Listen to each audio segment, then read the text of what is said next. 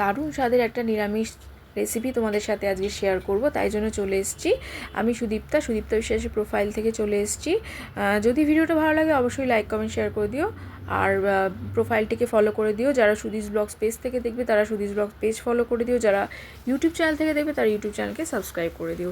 তো এটা দুর্ধর্ষ খেতে হয়, একদম গরম গরম ভাতের পাতে অসাধারণ খেতে লাগে, আর খুব কম মশলায় এটা তৈরি হয়। তো এটা চাল কুমড়ো আমি কেটে নিয়েছি সরু সরু করে, ঝিরিঝিরি করে, আর নারকোলটা কুড়িয়ে নিয়েছি। সাদা তেলের মধ্যে একটু ঘি দিয়ে দিলাম। এই ঘিটা ভালো করে মিশিয়ে দিয়ে যত একদম গলে যাবে সে অপেক্ষা করতে হবে। তারপরে এই শুকনো লঙ্কা দুটো দিয়ে দেব। কোনো মশলার আধিক্য নেই, খুব সিম্পল ওয়েতে এটা বানানো হয় আর খুব তাড়াতাড়ি হয়ে যায়।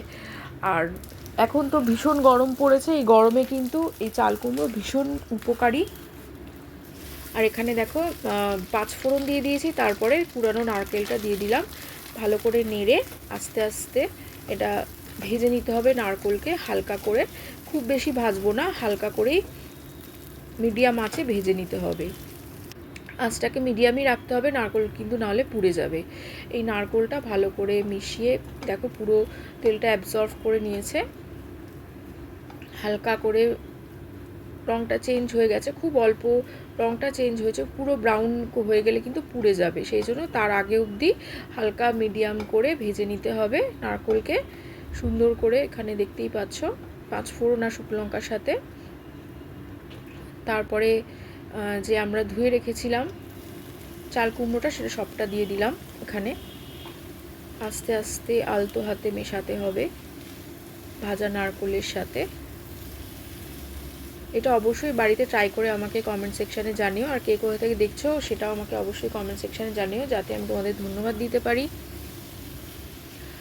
আর এটা দেখো স্লো কুকিং ওয়েতে এটা করতে হবে, বেশি আঁচ জোরে করা যাবে না, পুড়ে যাবে তলাটা। এরমভাবে আস্তে আস্তে জল বেরোতে শুরু করবে। এখানে অল্প পরিমাণে হলুদ দিয়ে দিলাম, স্বাদ অনুযায়ী এখানে একটু মিষ্টি দেব, কারণ নিরামিষ রান্না, নারকেলের রান্না, একটুখানি মিষ্টি না হলে ভালো লাগে না, তাই জন্য একটু চিনি দিয়ে দিলাম। এখানে মিষ্টি মিষ্টি খেতেই কিন্তু খুব ভালো লাগে। আর স্বাদ অনুযায়ী নুন দিয়ে দেবো এখানে, দিয়ে এটাকে ভালো করে নেড়ে চেড়ে নিতে হবে। আস্তে আস্তে জল বেরোতে শুরু করবে।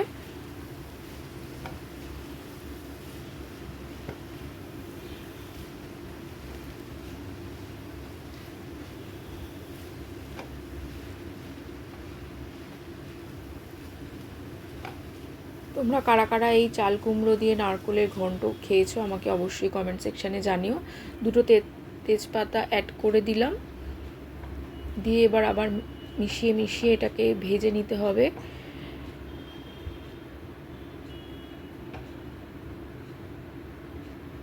তারপরে চাপা দিতে হবে, চাপা দিয়ে দিয়ে রান্না করতে হবে।